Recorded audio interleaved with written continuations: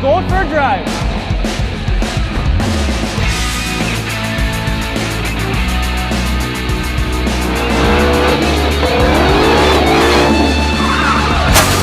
'20 Ford Mustang. Shelby GT500. Oh my God. And as you can probably tell, we're in the canyons in California. Ford invited us out for the launch of the Mach-E, the new electric Mustang, and then they sprinkled in some GT500 for us. Which we really appreciate because this is the highest horsepower Ford right now. Yes, it is. It is the most power-dense engine in the world. So what that means is it's a 5.2 liter, and they got the most horsepower out of it with a supercharger slapped on top. Horsepower and torque. 760 horsepower, 625 pound-feet of torque from a hand-built 5.2 liter V8 with a supercharger on top. And by the way, that supercharger is 2.65 liters. That displacement is more than most four-cylinder engines. And this only comes in an automatic transmission. Yeah, so this is a 7-speed dual clutch. You cannot get this in manual. You have to get the GT350 or the GT350R in manual. Those only come in manual. Which is pretty bold. I like it. And I feel like what we really need to find out today is if we like the GT500 more than the Hellcat Red Eye, which also only came in automatic. That's right. So we've driven the regular Hellcat wide body manual, and we've driven the Red Eye, which again only comes in automatic. And another car that we haven't actually driven yet, the new C8 Corvette. It'll actually be interesting to see how this competes with that because of the price. Gary, I'm going to downshift and send. Oh my God, this pulls so hard. This is ridiculous. Okay, so since we're in the canyons, let's talk handling. This thing handles better than any other Mustang I've ever driven. Yeah, this thing is like on rails, but it's rear wheel drive, and I feel like it's gonna spin out, but it kind of just doesn't. It feels totally different than like a Hellcat to me, because a Hellcat, every time I floor it, I'm expecting to spin out, so I'm bracing myself mentally that I'm gonna have to correct the steering. This, it just puts the power down, which is totally different. But in my head, when I think Red Eye competitor, I think spinning out. Yeah, so the biggest difference right off the bat that I've noticed is this actually puts down 760 horsepower, which is a miracle. I don't know how Ford did it, but they did it. So let's talk about drive modes. There are a bunch of them. So if we hit our mode button, we got sport, track, drag strip, slippery, normal, and my mode. And totally different from the regular Mustangs, we can actually control our suspension and our steering from the steering wheel, which is really cool. Yeah, we got 2 extra buttons there. Yeah, which I absolutely love. So the thing that I noticed is the suspension modes change depending on what mode you're in. So you can't actually get track mode in normal mode. You have to go to track mode to get track suspension. And what kind of damping do they use in this? These are Magna Ride, so there is actually a really big difference between track mode, normal mode, and sport. And even the drag strip mode. Yeah, we haven't actually tested drag strip mode, but apparently what it does is it softens up the back so that you can squat and put the power down. And it is pretty comfortable if you're driving in like the chillest of modes. Oh, absolutely. This is still a Mustang at the end of the day. It's still a big muscle car, sports car. Well, this is the most sports car version of the Mustang. Yeah, because I guess they even have EcoBoost versions and everything. And now like with an electric one coming out, it's kind of a whole different thing than what it used to be. Exactly. But the best part about this one, other than the horsepower, is the exhaust sound. So we have several different exhaust sound modes. So we have an exhaust sound button. So I have exclusively driven in track mode because it sounds absolutely incredible. But let's play a clip of quiet mode to track mode.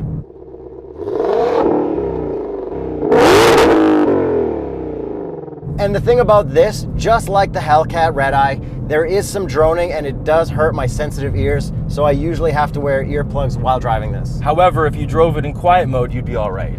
I'd be all right, but it's like that little bit of droning here and there, I don't want to risk it.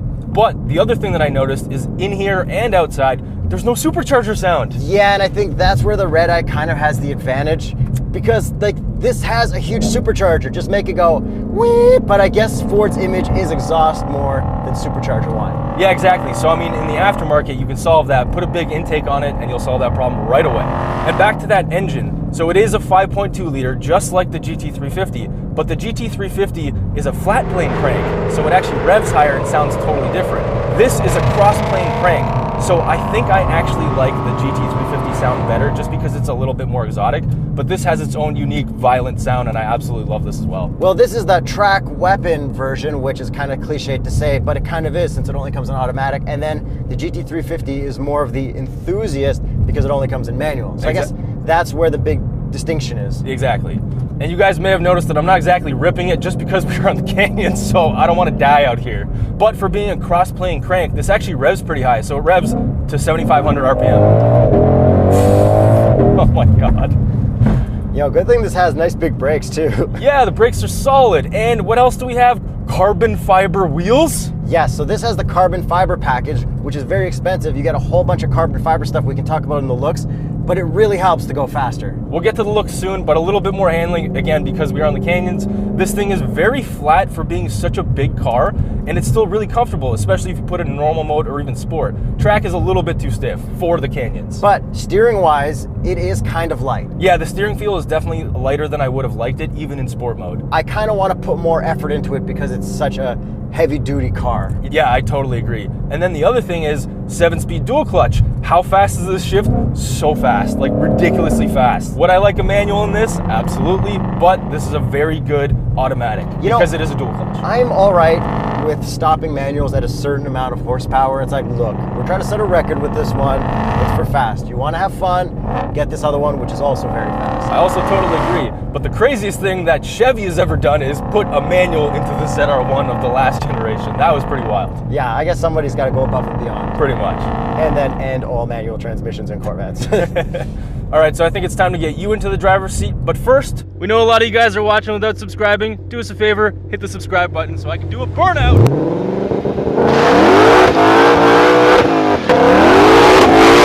I'm gonna send it. Send it.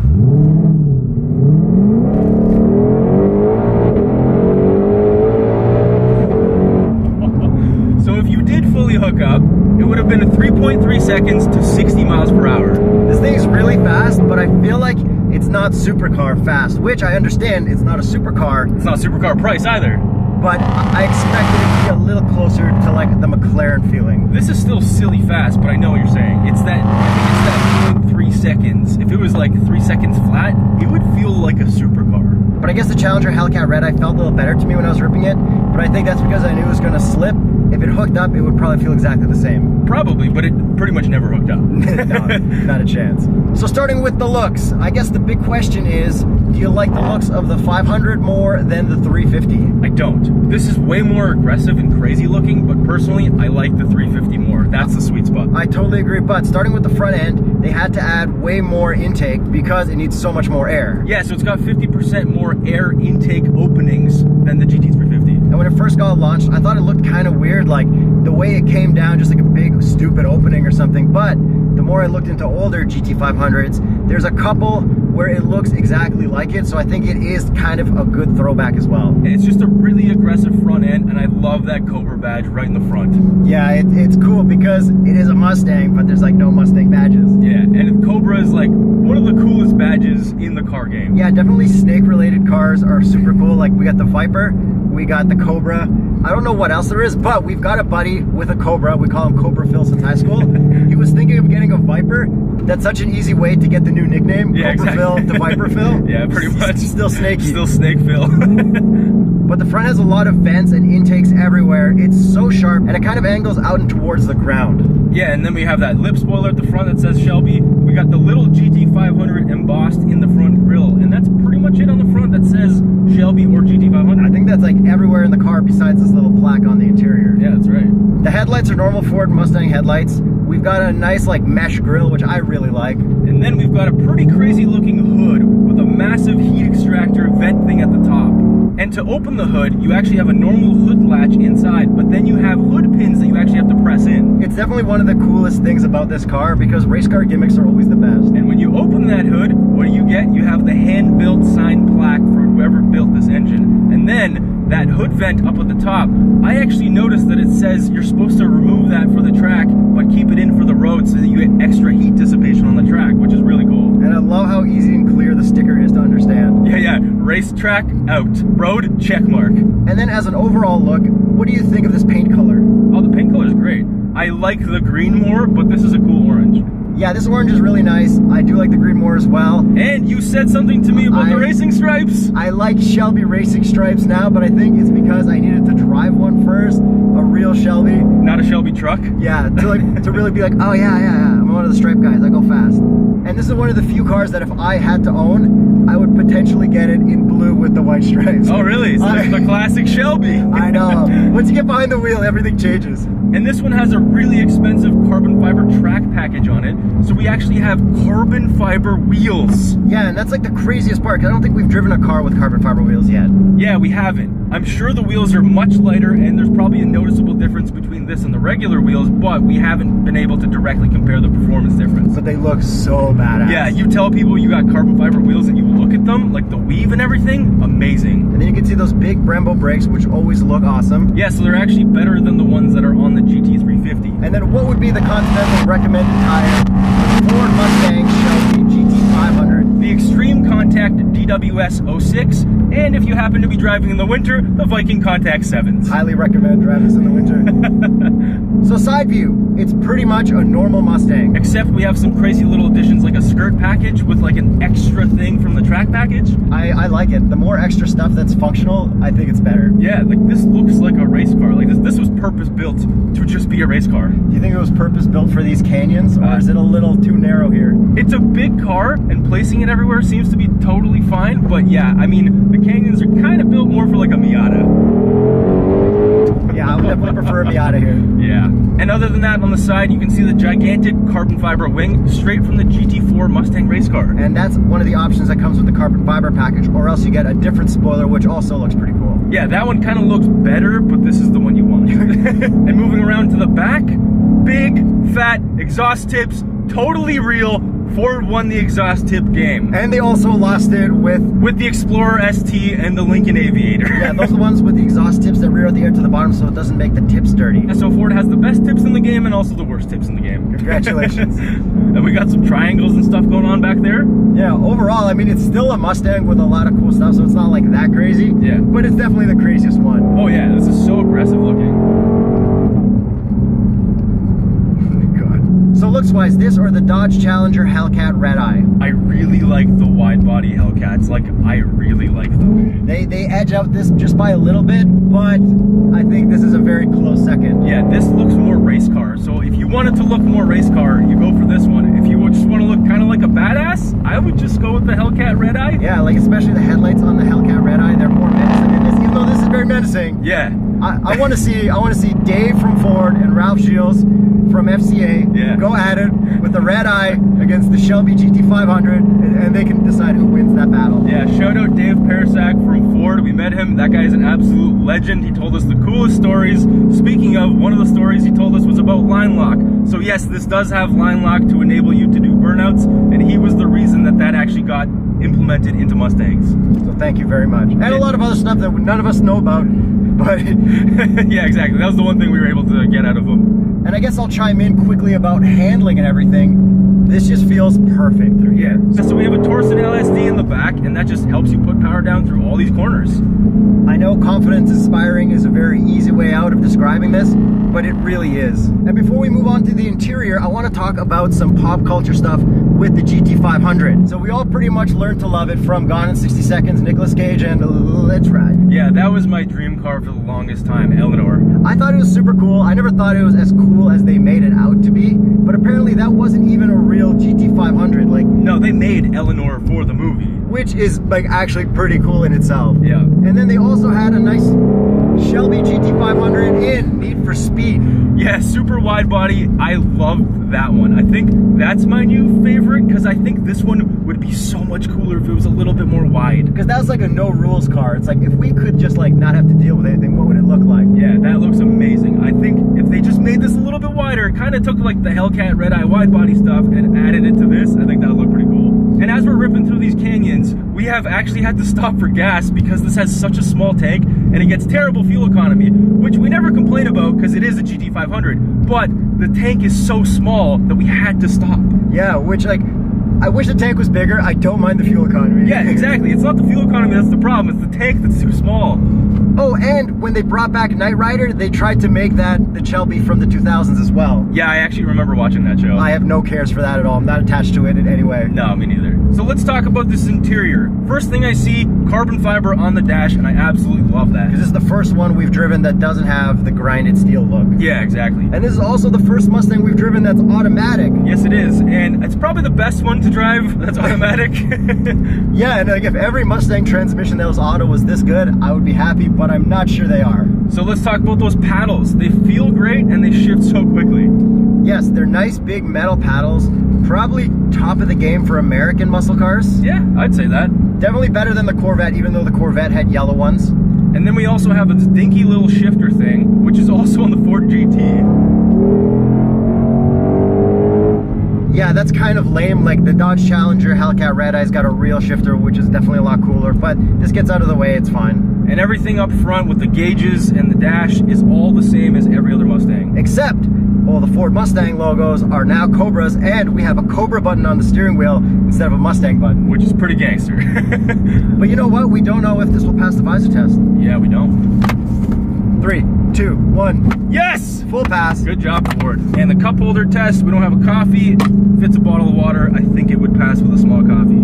And this is still not a hatchback, but there is a hatchback electric Mustang with 4 doors that just came out, so we'll box test that when we get the chance. Yes, the Mach-E, which we'll talk about a little bit later. These Recaro seats are so comfortable and so well bolstered. Yeah, no issues with them at all. They are super comfortable. They look cool too, and they've got Recaro written on the side, and we've got some matching stitching and patterns on the armrest area. And you may have noticed by now, we don't have any rear seats because this is the track package. Yes, it gets deleted with the track package, and they even like put a little sticker there to tell you not to try to sit there. So, Jacob, hop in the back. How's the room? Oh, it's absolutely terrible. So we've got the same old gauge cluster as all the other Mustangs, which I love to customize with different colors, and I love the track mode version the most because the RPMs go left to right and it's super easy to see. And for the infotainment, it's a slightly updated one, more similar to the Lincoln Aviator that we recently drove. So it does have Apple CarPlay, it does have Android Auto, and it does have rewinding satellite radio stations, but no tune mix. There you go. So before we get to the price, let's quickly dig into the Ford Mustang electric 4-door SUV, which sounds like a Bald Tires article. So it's called the Mach-E, which is weird to say. It sounds like Mach-E, like I don't know. Anyways, it's a cool name, but it's associated with Mustang, which is kind of weird. But a lot of the people that worked on the GT500 actually worked on the Mach-E. So they got all the people in the company that were excited about Mustang to work on the Mach-E, which is pretty cool. And they showed us the pre-presentation like 3 days before the actual launch of it, which we still haven't been to yet. We're gonna show you some footage from it. I think they did that because you need to take it in and just like talk it out with the other journalists, get all the anger out, and then accept it, because it makes sense from a company standpoint. Yeah, it's a weird thing, and I still haven't fully absorbed it. You gotta think of it like this. The F-Type is a really cool Jaguar, right?